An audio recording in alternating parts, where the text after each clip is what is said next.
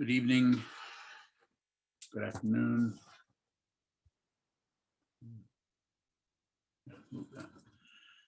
So this evening's Dharma talk is titled 3 Existential Aspects. In other words, the 3 marks of existence. It's just a different name for the same thing. But I thought that might bring you to feel that this might be something you've not heard me talk about before. So, which of course, I've never talked about this before. I don't think, but maybe. If I have, then you might hear it again. So this is just a way of talking about the nature of existence, of the nature of being in a dynamic we call, in our tradition, we call the human realm, or the 6 realms, if you talk about the different qualities and states of mind and so on that show up relative to those descriptions. So the first one, of course, is what I would mention is suffering or discontent, dissatisfaction. This is an existential aspect or a mark of being alive, not happy, not content. Even when we are content or are relatively happy, there's always a little idea that something might change, something might be not dependable, might go away. And so there's a difficulty. We're dissatisfied on a low key level, but then at some point, of course, we can get extremely unhappy and be in the midst of all kinds of suffering. The 3 types of suffering: the pain of pain, which is the obvious one, this hurts, and the pain of alternation, which is this doesn't hurt now, but I think it's going to happen soon. That this relative lack of disturbance won't last, which of course ties into impermanence, which is a part of the existential aspect that we're going to talk about. And so we're kind of ganged up on by all of this in a sense.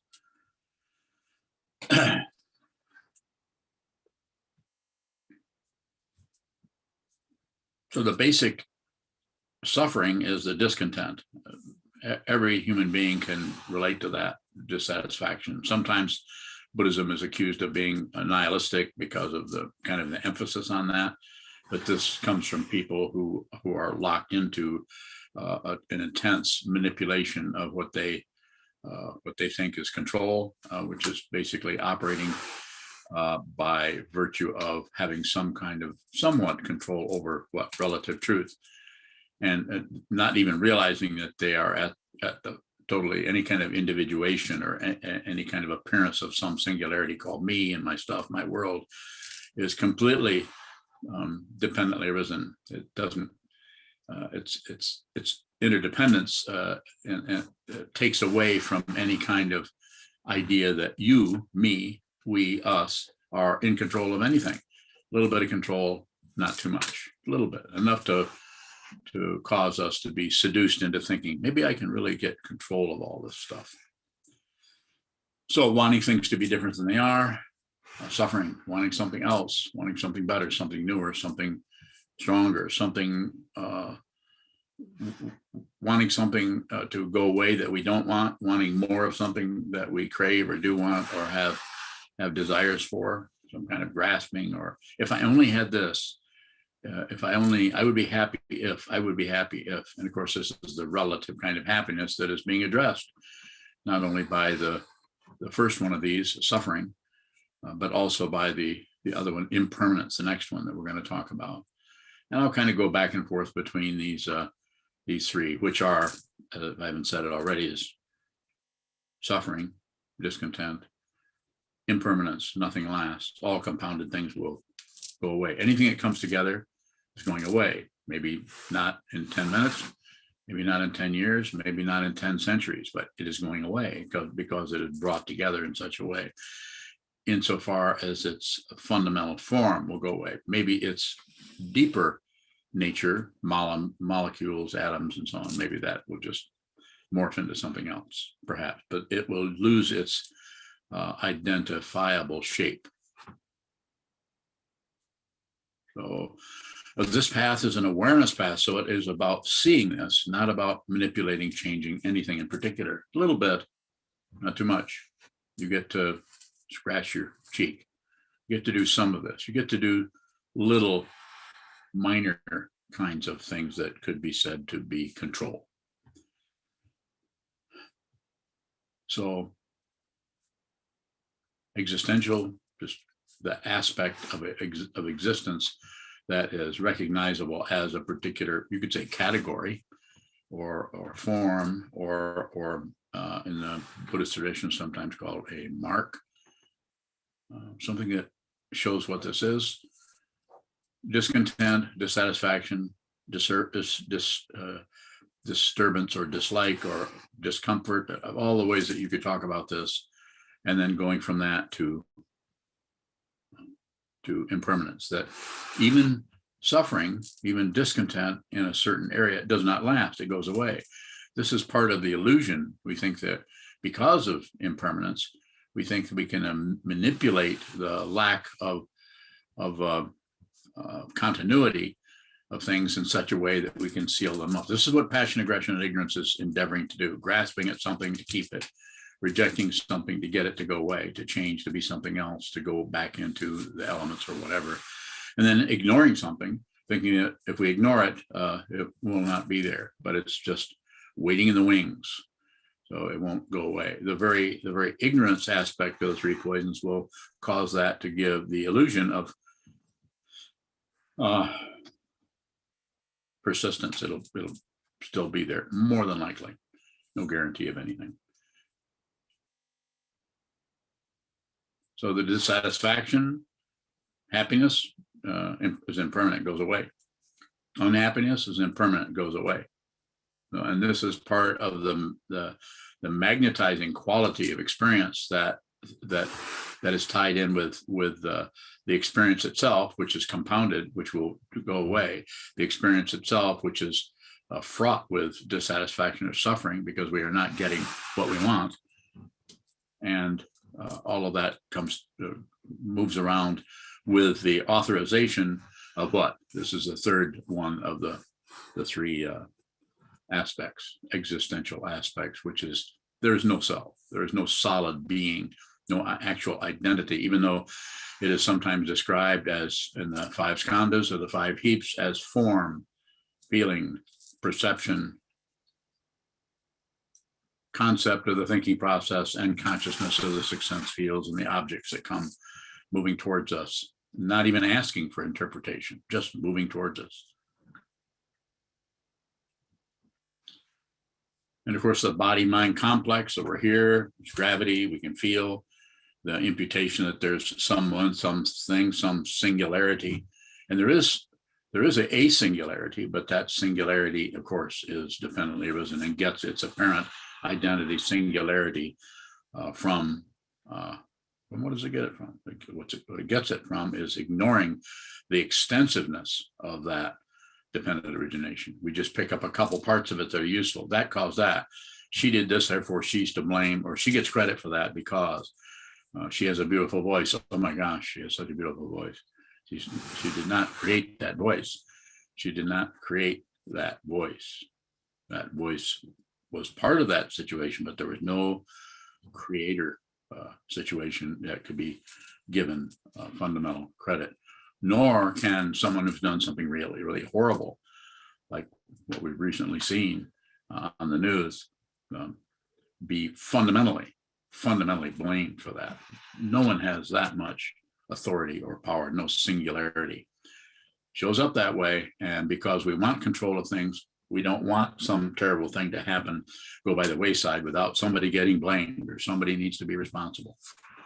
And I'm all for that. Let's do that. But let's be a little bit careful about when we go into what we sometimes call punishing. It's a misunderstanding, pretty big one.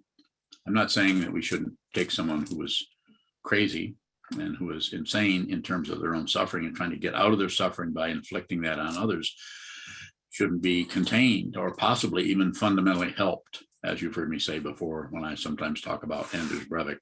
A little bit different over there in the Netherlands, where they look at those kinds of things a little bit differently. You could say a little bit more humanistically. Let's try to help people rather than just beat everybody up because they've done something we don't like or that is horrid. So it can be helpful in your practice to look at these in your life. How does suffering? What is your particular, what you could say, version or your understanding of what about your situation could you say was suffering? Does it come and go? Are you completely haunted by your dissatisfaction, some kind of existential angst or anxiety around something that we cannot understand? We don't know how to unplug that crazy aspect of the mind that keeps spinning and somehow abrading our nerve endings, even though those nerve endings are in our mental faculties of perception, feeling, emotions, and so on like that. And of course, what's being said from this direction of the spiritual path is, at least this is the way I say it, and this may be helpful. It may make things more difficult for you. I have no intention to do that, but you've got it coming. I'm not saying you have it coming, but if it is coming towards you, then it is dependently risen. There's nothing to correct, but there is something to see deeply. There's something to see very deeply. And how do you see something deeply? You have to look at the surface. You can't just look into the depth, because the ego mind is so interested in establishing itself. The third aspect, that there is no self in the skandhas, or the third existential aspect, that there's no solid being there. Everything is suffering. There's no solid being, and all compounded things will vanish. With all of those three ideas, concepts, teachings of Buddhism, is we can perhaps use some of those to help us as we do something that feels quite often as meaningless, as shikantaza, sit down, hold still, and watch the movement. Quite often the mind has all kinds of commentary on that. That's not to be dismissed. If you're going to do anything, you might, if it's arising, you might want to include it. You could at least include it by looking at it, rather than pulling the curtain or drawing the blinds on your awareness and just trying to concentrate on what a mantra. Not against mantras. We do them all the time. I've done millions of them. Some of you have done millions too. There's no credential in that, other than if you looked at something a lot, then you might be in a position to comment on it a little bit. So that's all I'm doing. I'm just saying that's not a solution. That's a way of stabilizing the mind so that you can see how unstable the mind is.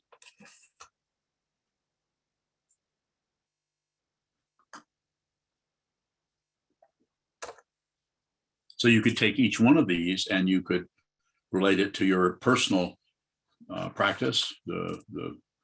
Everything is unsatisfactory. You could look at the unsatisfactoriness in a shall we say, objective kind of way. What is there something? What aspect of that? How is that showing up for you? And then you could look at impermanence. What is it? How are you experiencing impermanence? And in what way are you personally experiencing it? That perhaps you might even think that others aren't. Maybe, or maybe they are. Could be happening also. And then the third one is what is being pointed at in the Buddha's Dharma when we talk about there's no self, there's no solid being, because it sure the hell feels like there is. If the first one is suffering, who the hell is suffering? If the second one is all compounded things will vanish, well, I'm still here, I'm still compounded, and it's me, and I haven't vanished yet. So it's like we can go back and forth with some kind of a chattering about this, and we may not say it to our Dharma brothers and sisters or to the teaching person or anything. We may not bring that up. It might not show up as a question, but it might show up as, here's the suffering, here's the impermanent part. But then when it comes to looking at no self, no solid being, we are completely kind of baffled. At least I have been, and still am to some extent, about who is it? Who is it? If suffering is as is sometimes said, is self-existing or is just dependently arisen, so it doesn't have any. There's no tail to that dragon. I mean, there is one, but it goes in every direction. You can't find one singularity that is at cause for that apparent emotion you're having, that apparent idea of someone who's having that emotion. So there's the emotion object, and there's the one having the emotion subject. And what's being said in a simple way, putting it in a simple way, those two are not two different things. They are dependently risen. The idea of a being, a self, is dependently risen. And if you begin to see through all three or any one of these, and you see through it deeply and clearly, you will not have a fruition like a merit badge or a diploma or as Trump Rinpoche said back in the 70s, one of his Dharma talks was called Buddha Dharma, or awakened truth without credentials. So no proof. Relative proof is very helpful in proving things that show up in a relative, plus and minus, up and down, back and forth, cause and effect, cold and hot, sharp and not so sharp. But when it comes to this direction, we really need to go in with the awareness and see fundamentally what is true. Each one of us needs to do this. The Buddha can't do it for you. The Buddha can't awaken. The teacher can't do it for you. The Sangha can't do it. The very teachings themselves. If you just depend on the teachings, you'll just get more and more intellectual and more about memorizing things and trying to squeeze some kind of a juice out of those concepts. And they're completely dry of that. They point to it, but the arrow is not the target. The arrow is the arrow. So it's like, it reminds me of Koben was doing the kendo, the archery. I never remember those Japanese words. But he was by the ocean. I think it was near in California. They were practicing it's not kendo, it's kyudo. Kyudo. Is it archery? Is kyudo? Does somebody can shake their head yet? You know it alls out there. So anyway, the archery. Yeah, and the archery is the bow is pulled up over the head, so you don't sight in the West. We sight down the arrow. In the Japanese form is to loose the arrow and not really look down the arrow. And I've told this story before, but Koben, there's targets set on the beach, and off in the distance is the ocean, and there's other people there, and when he lets the arrow fly, it flies over the targets and goes way out of the ocean, and he turns around with a large grin on his face and says, "Bullseye." He was aiming for the ocean, I guess. So coming back to these three aspects, these three marks of existence, you can contemplate those and see how those are showing up, and see how those show up in your own mind stream. See how impermanence shows up. See how suffering shows up. See how impermanence shows up, and see where you're at with no self. So no self is not that you conclude there's no self. There's plenty of concepts that will show you how conceptually and there's some writers, teachers, scholars are extremely good. It can take you into a labyrinth of concepts that is powerful and overwhelming, and may give you a lot of satisfaction by reading it. This is why quite often why people read the Dharma, because if they sit and face a wall, they don't get that. And that's meditation seems kind of not getting anywhere. So then what do? They return to a Dharma book and then read that over and over and over again. So we keep reading and reading. There's no self in the skandhas. What are the skandhas? Well, it's something that form, feeling, perception, concept, consciousness do not. But they're not gone, as has sometimes been said. I think the Vidyadhara said it's like they're still there, but the link between them is separate. So they have a quality of just form, just functions as form. Perception just functions as, it's just perception. You could say it's perception only, as in the Yogacara tradition is described. But you can forget all those concepts. If you see what this is, you may have concepts to help you communicate what you see, and you may not, but you don't need them. You don't need them to reify. You don't need to keep returning to the concept to see, do I actually see what that concept is pointing to? you'll be, I won't say you'll be certain, but there will be certainty.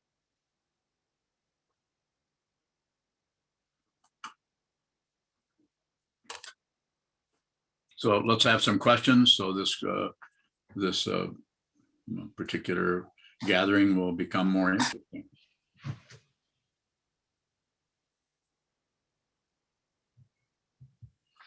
No.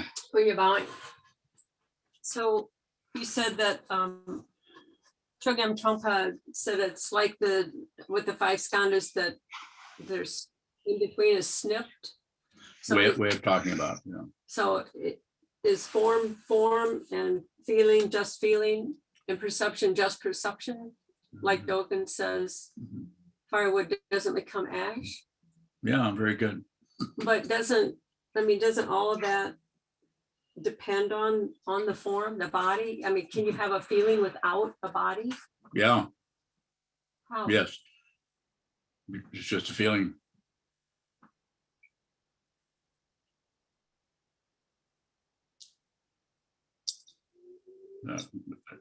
But it just seems like there has to be some form it does. called me to interpret all of this.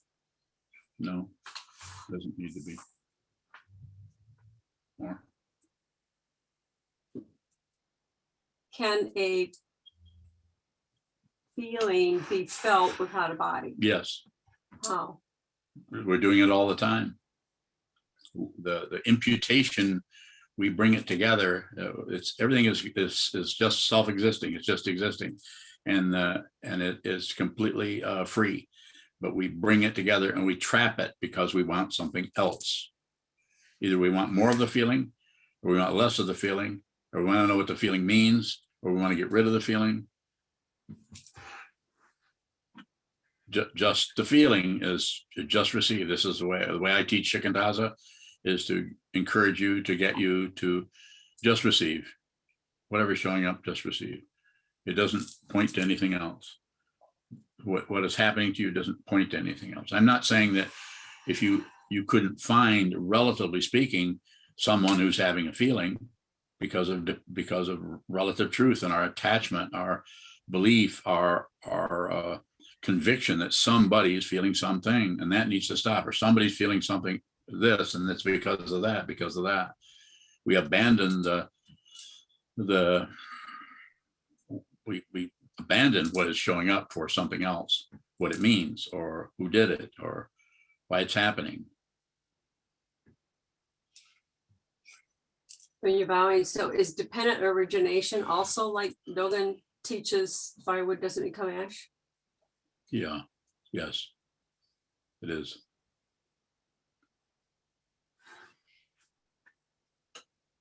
More. Everything all at once. That's Kobin's falling apart.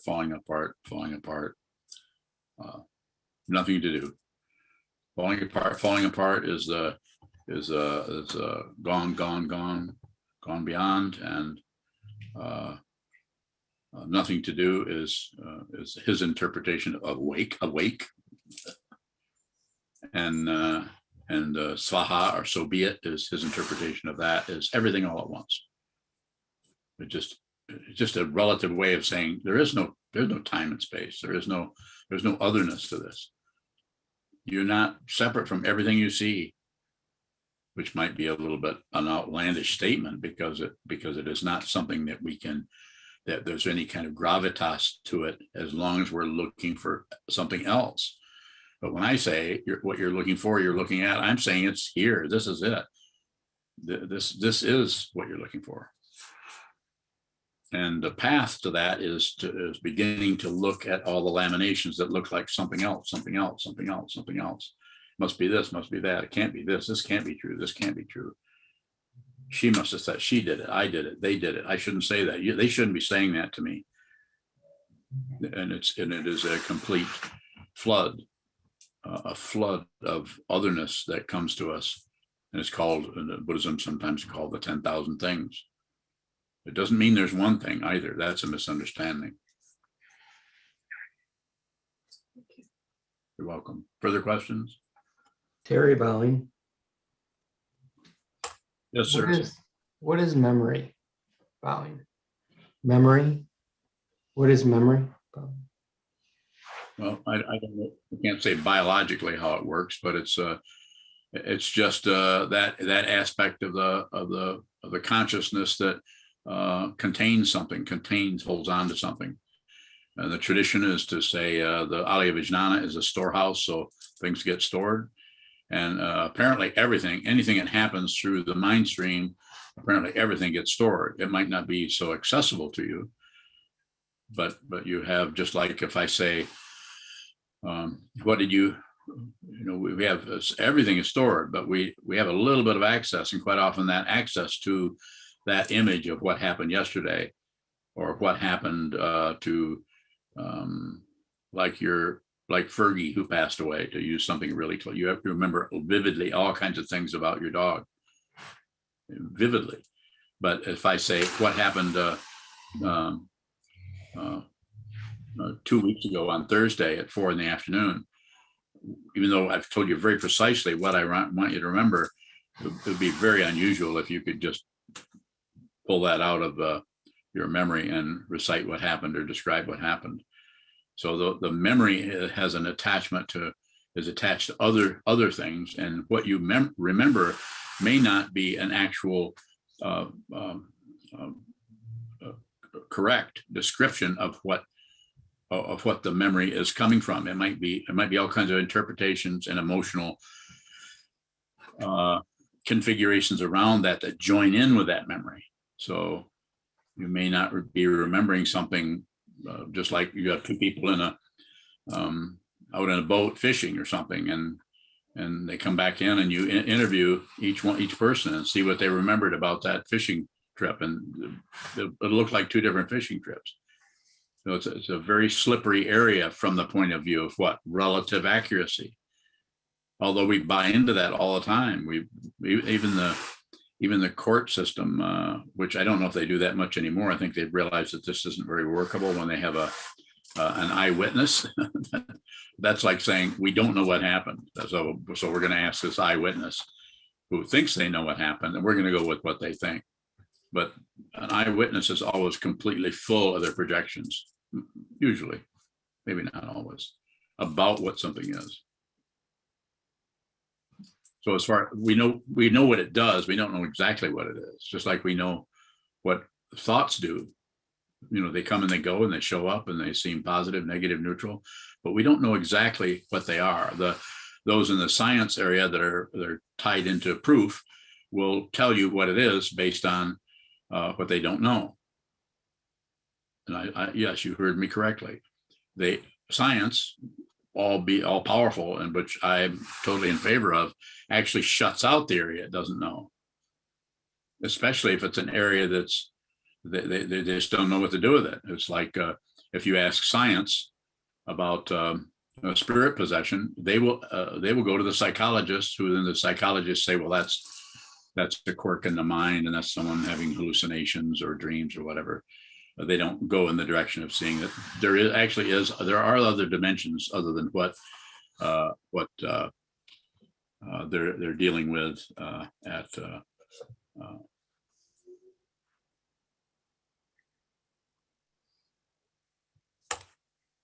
in the biology lab.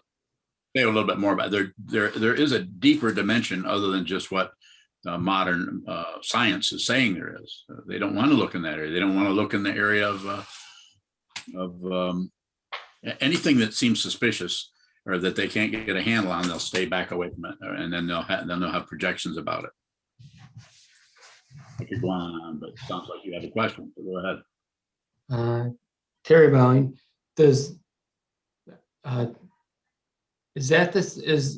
memory the same as remembering, Bowing? Well, perhaps. How does it look to you? You probably have just as much experience remembering things as I do.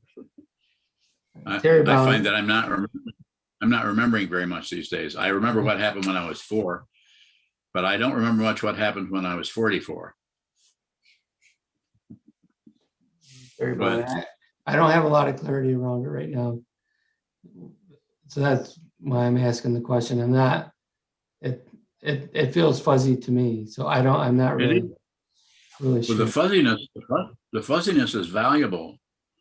The whole that's actually awareness about the discontinuity of that area. Part of that is because it is fuzzy. You don't remember the sharply defined events, but also the way that works is through all kinds of attribution that is just innumerable situations combined together to present ourselves with a particular memory about something.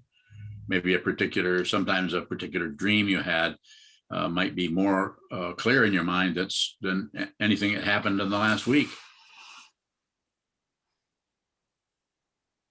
And then one last question, Terry Bowing, thank you. Are all beings function at different dimensions? All beings have access to that? Bowing. Thank you so much. Insofar as I understand your question, yes. Yes, there's no limitation.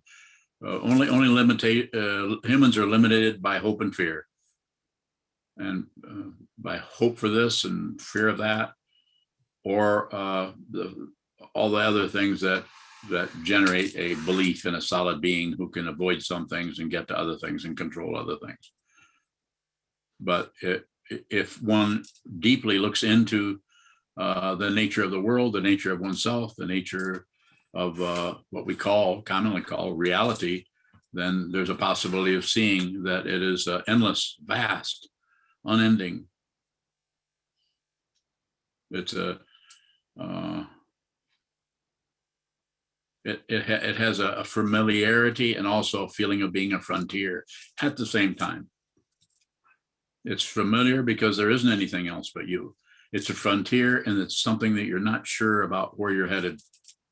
Those are not two separate ideas that are trying to resolve. Those are fundamentally not two. Fundamentally, just like life and death are fundamentally not two different things. They have a differentiation, but it's not as strong as the one that is being fueled by fear of dying, fear of disappearing. Who you are can't disappear because it has not appeared. That's not something I thought up. It's just something I heard from I don't know, somebody somewhere said that, and I think it's pretty accurate.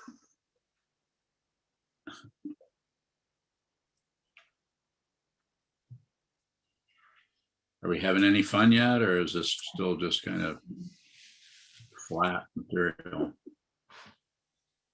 Carl Bowing, how can we have Yeah. a little bit of control? Does dependent origination have limits, Bowing?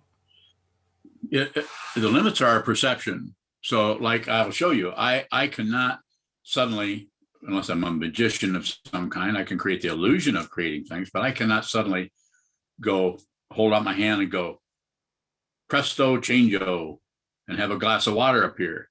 So I don't have that kind of control, but I can pick up a glass of water and put it in my hand. So I have some control.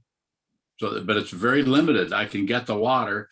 The situation that seems to be challenging is that I did not create these hands. I'm not saying that somehow this consciousness didn't have something to do with this, but I certainly don't remember it. If we went back to the idea of memory, I don't remember how I digested yesterday's meal, even though I digested it. So do we have control over that? It's like trying to have control over your eating habits or your bowels or your blood flow or your body temperature. We have a little bit of say so, but not very much. In ancient India and even in modern India, sometimes it's such an amazing thing that somebody can actually control their body temperatures. What's called one of the siddhis or powers is to be able to just control a lot of things that most ordinary people can't. People spend their whole life trying to get control of some part of the body-mind complex just because of the power there. It's not that they don't get some notoriety. I mean, if you go into a box and somebody covers you up with dirt for a couple of days and then opens it up and you're still alive, pretty amazing. But that's all it is. It's just amazing. It's just that you were able to lift 2,000 pounds, so to speak. But the fundamental understanding is to find out what this is. rather than try to figure out ways to manipulate it to get some kind of fancy result that you can display to others. If you realize what this is, you will not get a reward. No one will come along and put their imprimatur or their stamp of approval on your dome. It won't happen. And you won't care if it happens or not. You're not interested in it. You don't need approval for something you see as true. You just see this. You will see it. Carl Bong, I just don't see how we can have a little bit of control. How can, that's as if to say that there's a vacuum where dependent arising doesn't exist or something like that. I didn't say that. A little bit of control is dependent arising. You're not separate from it. You, me, us, we impute somebody who's moving the hand. I'm moving my hand. But what is moving the hand is also dependently arisen. It just looks like a self. It just looks like someone with a desire to move their hand. But even that, even the idea of someone being here is dependently arisen. And then you might say, I might say, anybody might say, well, what is it that realizes this? Is that dependently arisen? You haven't asked me that, so I'm not going to answer it. Is it? You ready? Can you receive this without adding any thoughts to it? No. Okay, that's the answer. No, it's not dependently arisen. And thank you for being so sincere. Anything that's coming or going, showing up or going away, turning this way, turning that way, or has any kind of otherness happening to it, is you could say it's not dependently arisen. But you can't find something like that because it has no status. Even in ancient China, they referred to the sage or the wise person as a person with no status. It's like Koblenz saying, falling apart. What fell apart? His identity of himself. And then what was left? Well, nothing to do. He didn't say, I'm enlightened, I'm awake. He just said nothing to do. But then people who came to him, and when they treated him like a teacher or like a Buddha, he immediately arose as a Buddha. He didn't deny the dependent origination that was showing up in the palm of his hand.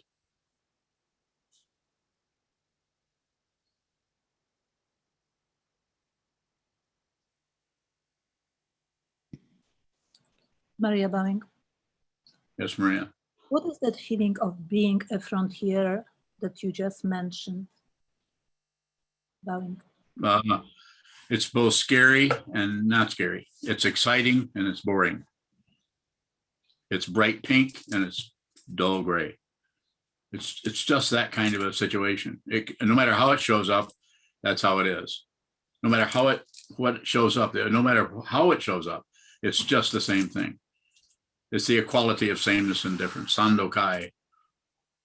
That's why it's so seductive to the ego mind. The ego mind is in search of something valuable, something they need to do, something important to do. And if you come this way, I'll say, I've got something you could do that's important. Find out who you are. Don't wander around stumbling into things, trying to figure out what's right, what's wrong, what you should do, what you shouldn't do. Don't get your identity from anything other than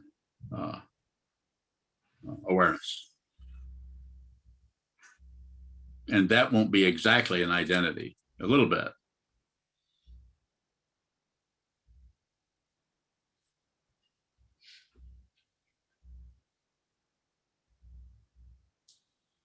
Have a few minutes left if there are any further questions.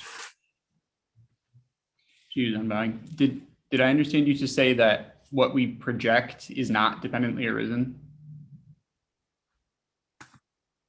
Did I say that? What I'm trying to understand what you said to Carl, that something was not dependently arisen. What is it that's not dependently arisen? That was my interaction with him. So if you can remember what happened between when Carl and I talked, then just recite that. Maybe Carl can remember it. Or maybe Terry can, because Terry likes memory stuff. So just let me say it to you this way. I can help you. What is it you want to know? What is it that you want to know about? And then that will give, if you say that, then that question I can possibly respond to in a way that will be direct enough so that you'll maybe have some understanding of what's being pointed at.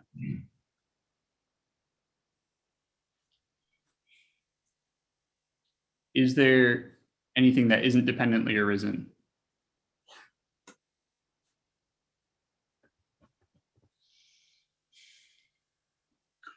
No. Isn't that what I told Carl?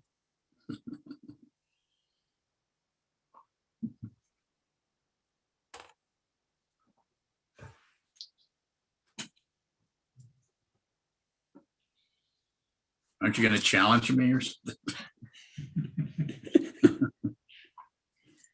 Sokuzan, what Yes. what is it that is aware?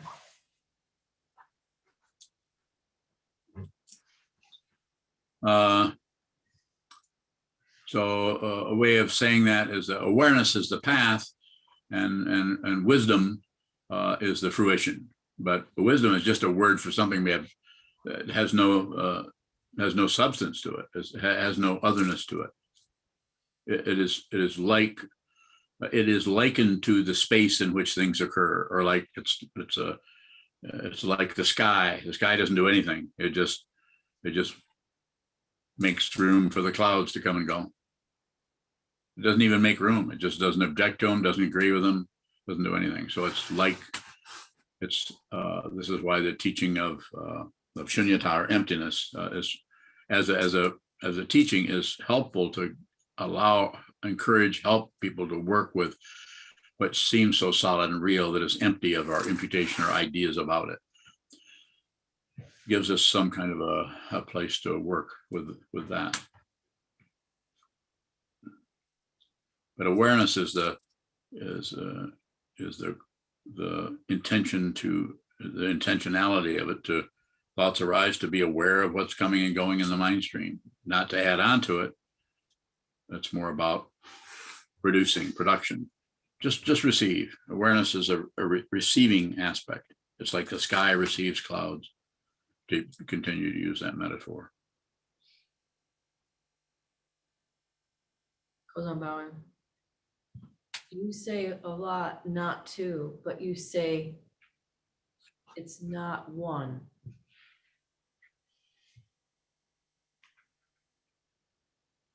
Yeah. So what? What are you accusing me of? Saying not two, but not one. Okay, you got me there. So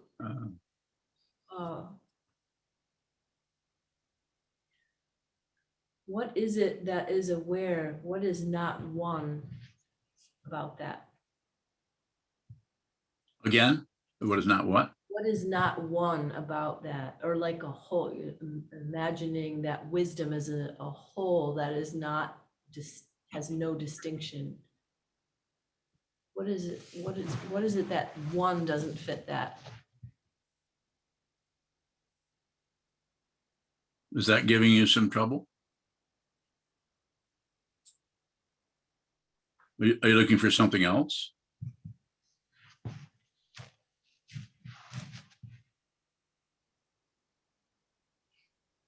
What do you want to know? Why don't you come back and say, I thought I just asked you that.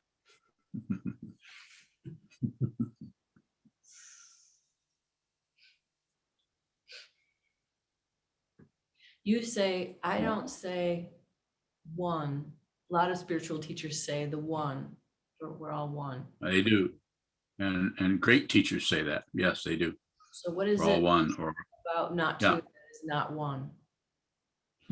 Not to is a way of using, as is sometimes even said, via negativa, that you use a negativity negative approach to see more deeply into what this is, because the ego mind, the self-centered mind, is so such powerful claws and will grasp at some conclusion. And if it concludes anything, it will stop looking. It will stop investigating. But if you say not to, then the very two-ness of everything, the very obvious otherness of things becomes, turns it more, causes it to be more magnetizing, causes us to look closely. Well, it's like the ego mind said, well, yes, it is two. It is, I'm here. Everything else is over there. What is this? So then if there's some inspiration around that to look deeply, we will begin to look into the fundamental nature of the two-ness. Whereas if you say we're all one, then that's a conclusion. Then when we conclude we're all one, then all investigation stops. I'm not saying that the investigator doesn't stop. There's still some investigation, but it happens on a level of concepts about the oneness. And whereas not to, the non-two-ness in there will not necessarily magnetize a lot of thinking process. It'll be more about trying to see what this is, see deeply what this is. You follow me a little bit, or you have further question about that? I know that was really helpful. So it's not assertive, being assertive and saying the one is abandoning what you need to look at. Yeah, it's preferring a conclusion rather than preferring a further looking into the forest, looking into the darkness between the trees, you're risking seeing red eyes looking back out at you, risking the fear. A fear of the unknown is powerful to someone who has not realized their true nature. Even if they've kind of realized their true nature and have made, as sometimes said, progress on the path, which could be, you could point to one of the 10 bhumis possibly. I don't teach out of those. I mean, I don't ignore them either. I've studied them to some extent and tried to find a way to use that structure, but it is not linear. And that's why it's somewhat difficult to use that, the bhumi, or the 10 stages on the path. So, but yes, as soon as you conclude anything, that's why enlightenment is not a conclusion. There are several ways of talking about that. Yuhung has a question. I'm reading it. So home is birth and death. So Yuhung bowing. So home is birth and death, right? Bowing. So home. Did I read that right? Home. You join me. So home. You're not speaking in Mandarin, are you? Don't do that to me. So home is birth and death. I'm not sure. It sounds a little esoteric. I'm not sure if I'm understanding. Can you paraphrase that possibly a little bit, Yuhung? Yuhong bowing. Sure. Before your Dharma talk, I was listening to something. So they mentioned the home idea, and just you mentioned to Kozan's question, the one, not two. And then just this came to me, which gave me the courage. So that's why I asked you, sort of asking the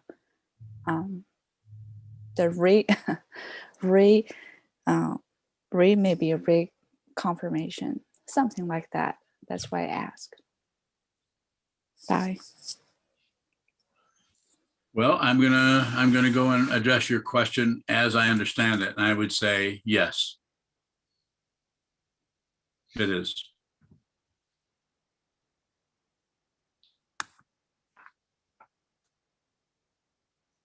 Shoto bowing. Yes. A line in the sutra coming up for me. The meaning is not in the words, yet it responds to the inquiring impulse. Did you Yes. hear that? Yes. Is there meaning that comes up along with the words? Well, yes, the words, we need the words, but the words are just the words, and the meaning is not, you can't bring truth out of the words, but the words may inspire you to look more deeply into the way in which you're relating to your experience. The stone woman gets up dancing, the wooden man begins to sing, or the one you just quoted there. The meaning is not in the words, yet they're there is, how does it say, the response, the inquiring impulse? How was that worded? Yes, that was it. Yeah.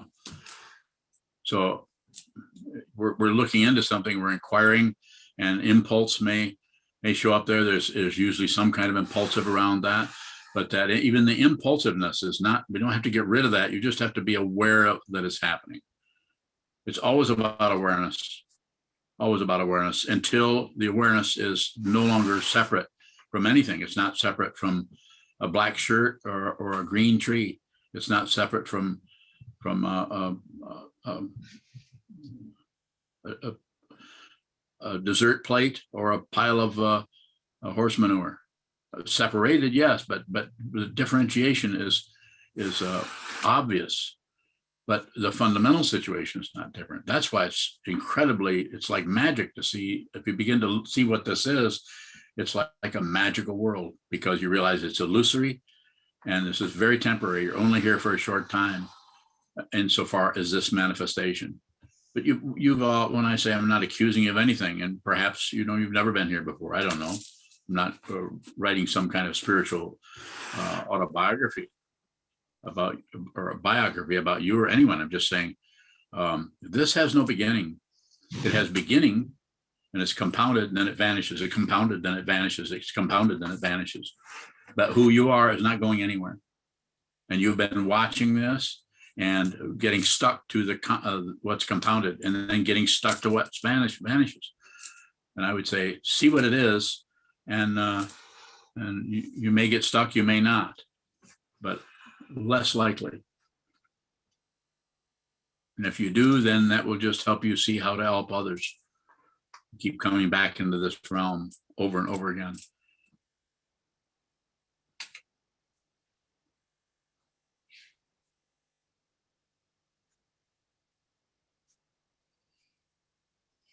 Maria bowing. Perhaps you gave an answer to this question when you responded to Kozan, but I will ask it anyway. This is the quote from Dogen we read today. Wind, banner, movement exist without the mind. How do they exist without the mind? Bowing. So could you read that quote again? Yes. Wind, banner, and movement exist without the mind. Bowing. You want me to explain that to you? Yeah, I would like to understand how they exist without the mind. What kind of existence it is? It's exactly as Dogen is saying. There's no esoteric meaning to that. They exist without the mind. What is the mind?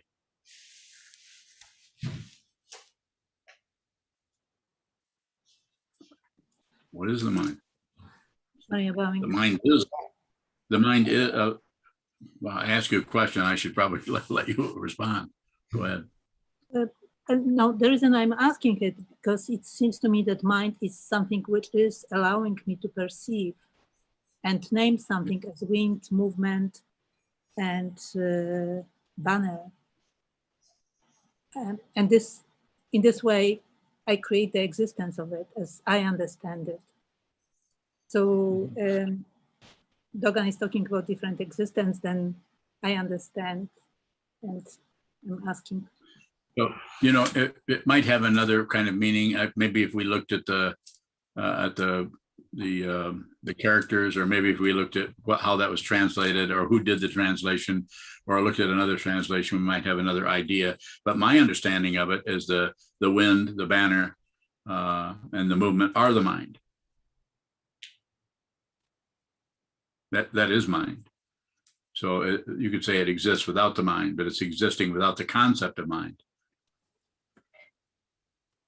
He's very, Dogen is very tricky in a similar way to Trungpa Rinpoche, and that he was able to talk out of both sides of his mouth, the relative side and the absolute side. So he could say one thing and have an absolute meaning and a relative meaning, and they wouldn't be at war with each other. But to one reading that, there could be a lot of tension there.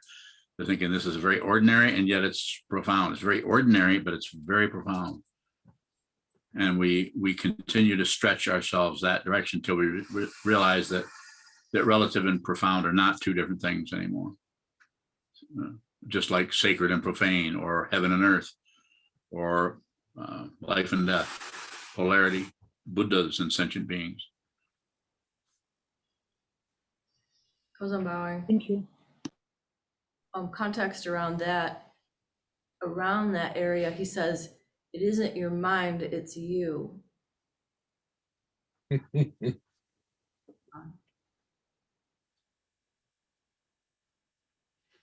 Okay. Michael bowing. Does the meaning exist without the words? Damned if I know. That's really puzzling to me. I don't know. If you find out, let me know. Well, doesn't the wind exist without my feeling it? Only when you're sleeping.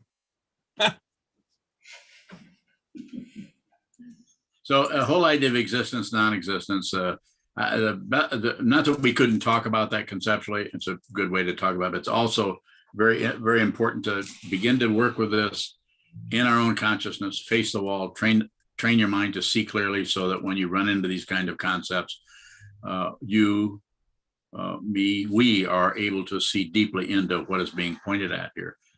Because the ancient teachers of the past, including the Buddha, including Dogen, understood something, and they're endeavoring to use relative language to encourage you to point to a deeper aspect of reality than just the grasping, rejecting, shutting down, hope and fear, passion, aggression, and ignorance that happens in the ordinary mundane world that most of society is dealing with. We're all raised in this. We were conditioned to this. So to run into this kind of a path is going to take some work, some time to work on this, and to look deeply into relative truth, to see that whole contraption called right and wrong, up and down, back and forth, success and failure, all of relative truth, and see that the relative, it gets its name, it gets its meaning. It's not that the person who murdered the people in Boulder isn't extremely confused. I wouldn't call them evil, but extremely terrified and upset person who doesn't know how else. But you don't know what the causes and conditions are there. And so what we end up doing is we end up punishing an individual who is just the leading edge of an incredible amount of passion, aggression, ignorance, fear, coming out of his family, coming out of his culture, coming out of centuries of obstruction and manipulation and torture. I'm not making excuses for him at all. I'm just saying it's dependently arisen. You can't find any culprit anywhere for anything. And at the same time, I would say everybody's responsible for everything, because you're seeing it happen. You're seeing this happen, and yet instead of being responsible for what happens, we call responsibility blame, and then we blame someone, and then we punish them, and then we don't have to look at it anymore.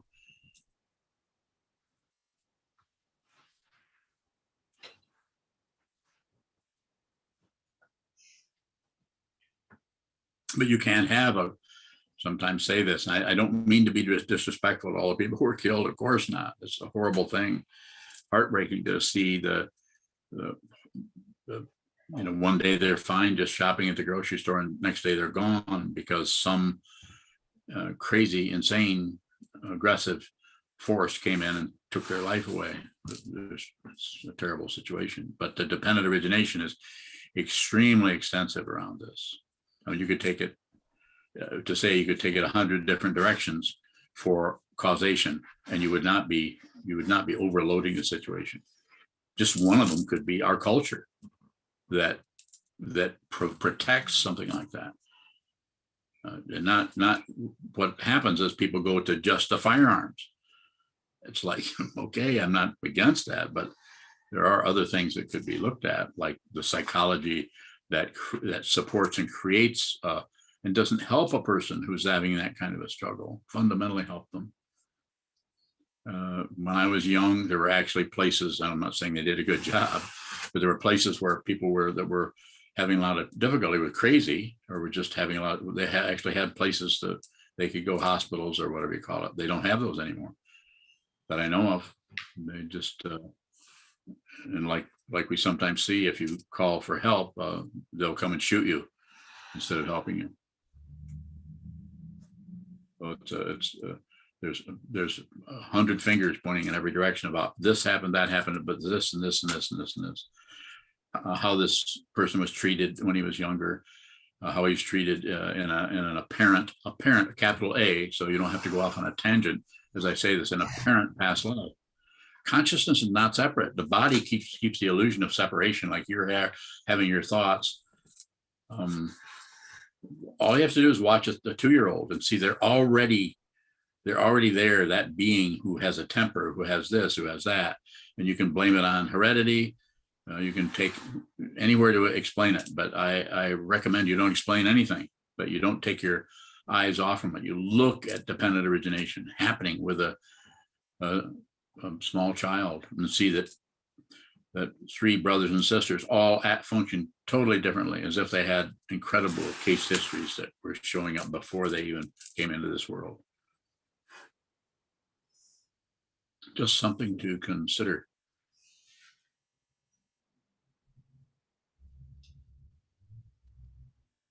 I'll take one more question if there is one, and if not, we can just close. Yuhong Baoing, you mentioned that Yeah. be who you are. Yeah, how can we be who we are in the human realm? Baoing.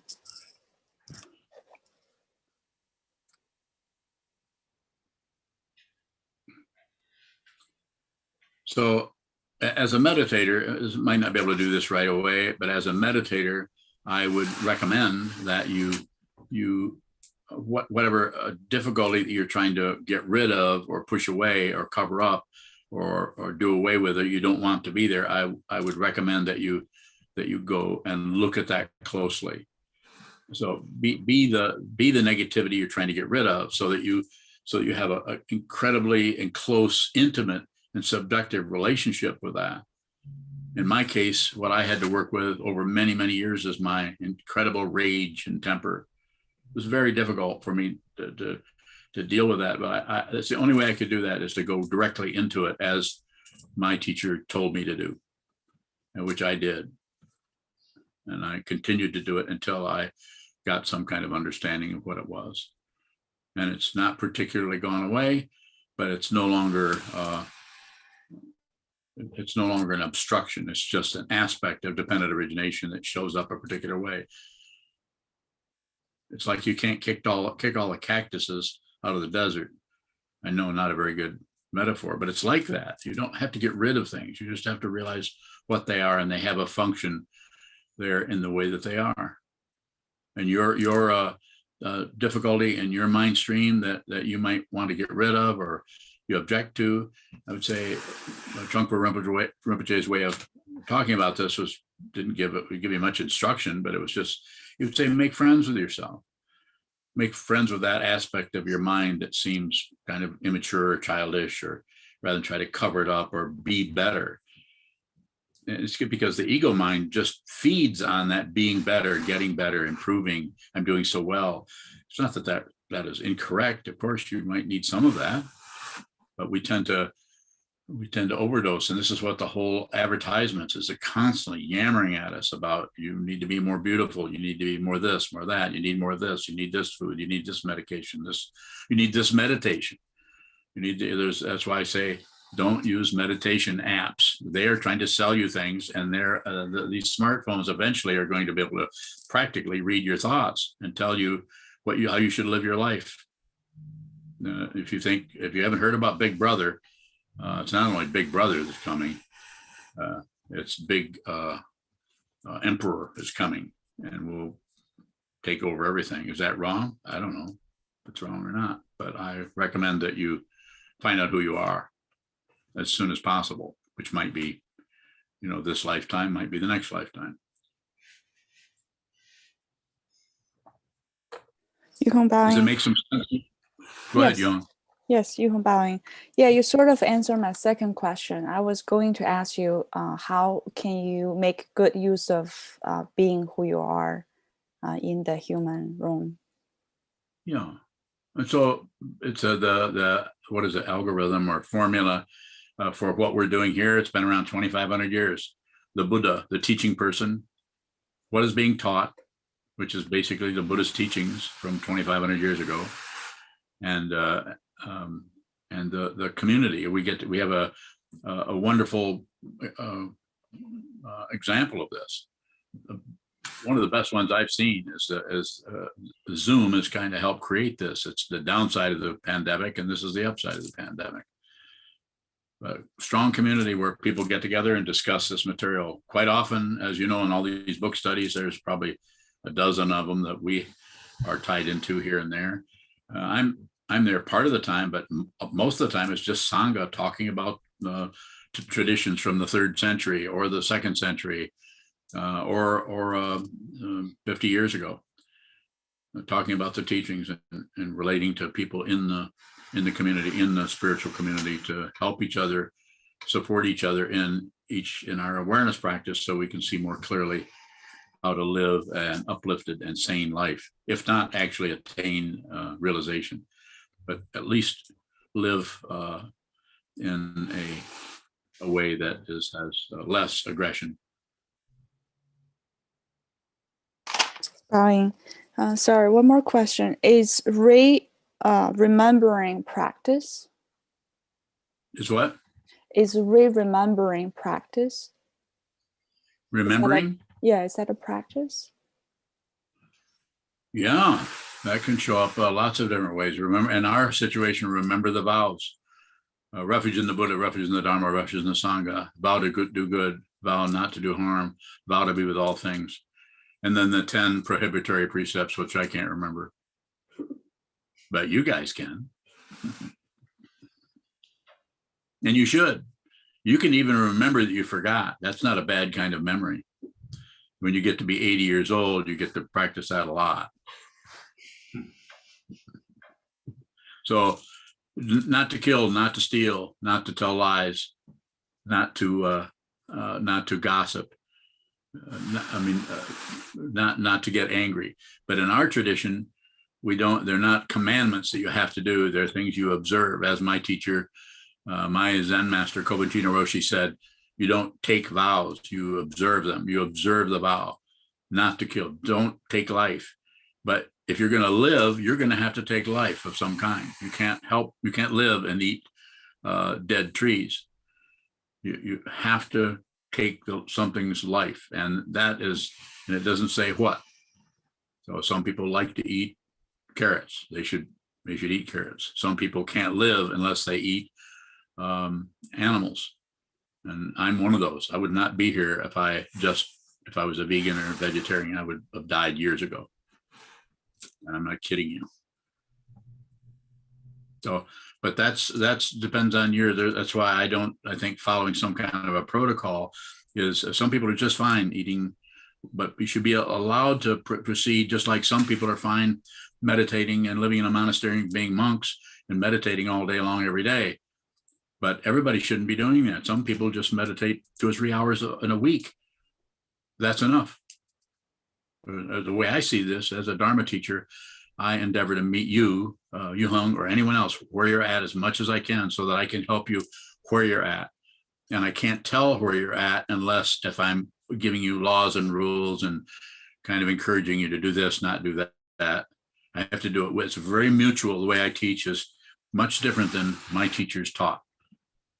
I teach out of what I see in front of me in terms of how you're doing. You tell me, you let me know how you're doing.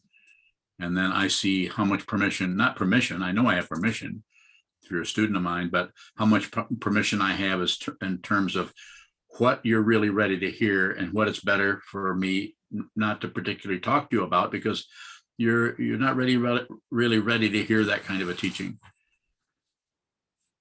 So it's mutual, it's dependently arisen, and there's no self in the skandhas, neither over here nor over there. I know that, you don't. I'm not accusing you of anything, but you think you're somebody. Otherwise, you wouldn't even be here. Why would you, if you saw your true nature and were realized, why would you come to something like this? Unless you wanted to come to just be supportive. That might be true. Just be supportive.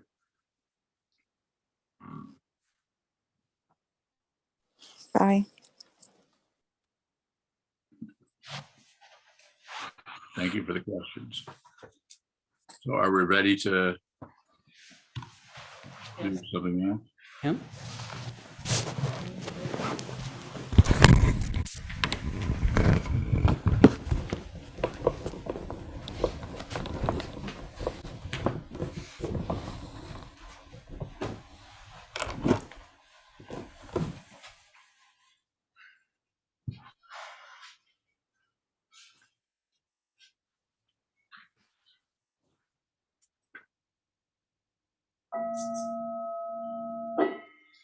May the merit of this penetrate into all places, so that we and every sentient being together can realize the Buddha's way.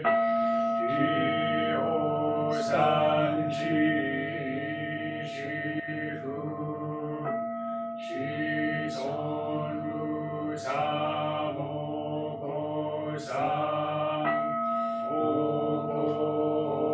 ja ho ro mi. The 10 directions, the 3 worlds, all Buddhas, all venerable ones, Bodhisattvas, Mahasattvas, the great Prajna Paramita.